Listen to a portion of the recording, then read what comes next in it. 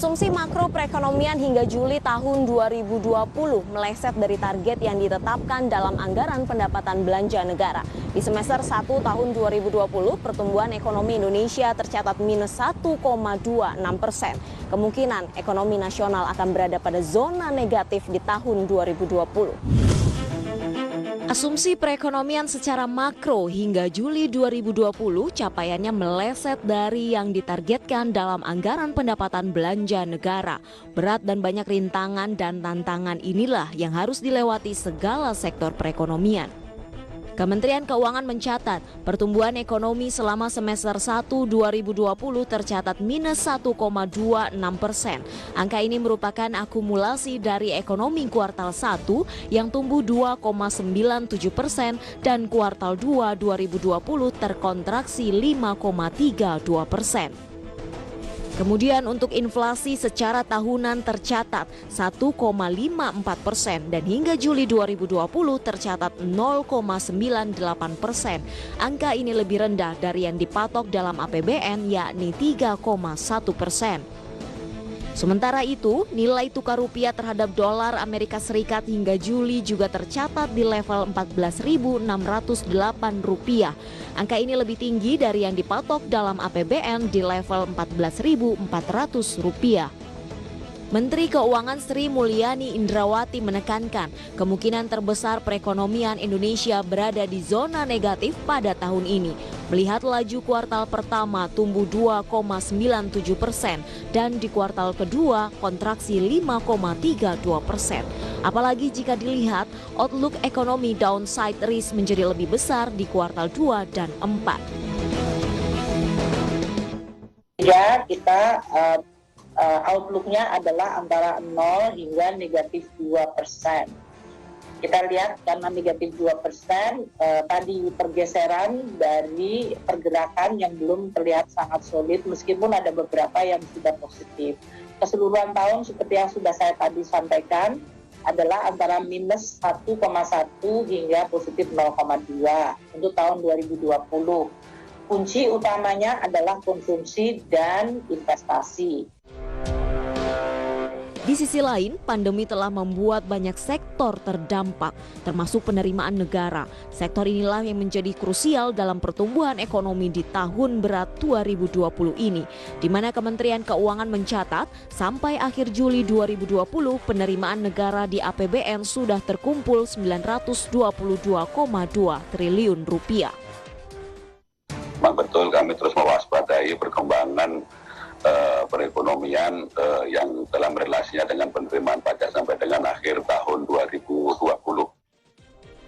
Capaian tersebut setara dengan 54,3% dari Peraturan Presiden Nomor 72 yang merupakan landasan APBN 2020 terbaru. Tentu saja, merosotnya penerimaan pajak ini harus diwaspadai. Pemerintah berencana melakukan optimalisasi serapan anggaran program pemulihan ekonomi nasional agar laju konsumsi meningkat. Minimnya realisasi anggaran program pemulihan ekonomi nasional disebut-sebut menghambat laju pendapatan negara. Dengan anggaran yang tidak sedikit, pemerintah diharapkan segera mengoptimalkan instrumen-instrumen pemulihan ekonomi nasional sehingga ekonomi masyarakat tidak terus terhimpit oleh pandemi COVID-19. Hingga akhir Agustus 2020 ini, pemerintah mengakui realisasi anggaran program pemulihan ekonomi nasional masih jauh dari penyerapan 100%. Di mana dalam catatan Kementerian Keuangan, realisasi baru mencapai 174,79 triliun rupiah atau baru 25,1% dari pagu anggaran 695,2 triliun rupiah. Pemerintah menyebutkan progres realisasi dukungan sektoral kementerian dan lembaga serta pemerintah daerah harus berjalan serentak dalam penanganan dampak ekonomi. Kita melihat bahwa ada tren yang baik di mana dari pagu 695 triliun untuk program pemulihan ekonomi nasional ini realisasinya sudah meningkat menjadi 25%. Jika daya beli masyarakat ini tidak segera dipulihkan, maka justru besar kemungkinan di triwulan 3 nanti pertumbuhan ekonomi Indonesia bukan hanya terkontraksi, tetapi kontraksinya bisa jadi lebih besar daripada triwulan 2. Pemerintah bahkan hingga saat ini memastikan kebijakan strategis mendorong konsumsi rumah tangga akan diprioritaskan di tahun depan. Selain itu, program bantuan sosial juga akan diperkuat hingga tahun 2021. Pemerintah yakin konsumsi domestik akan menjadi kunci pertumbuhan ekonomi nasional di tengah pandemi saat ini. Banpres produktif ini, saya sampaikan, ini ada hibah, bukan pinjaman, bukan kredit, tapi hibah.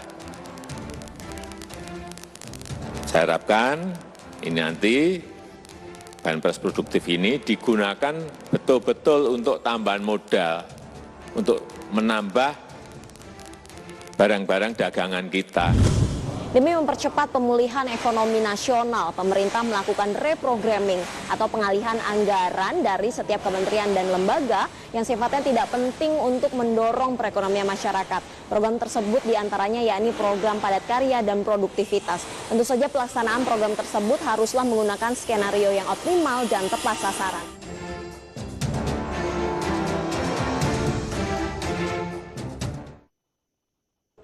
Informasi menarik lainnya pemirsa akan kami hadirkan sesaat lagi, tetaplah menyaksikan News Screen.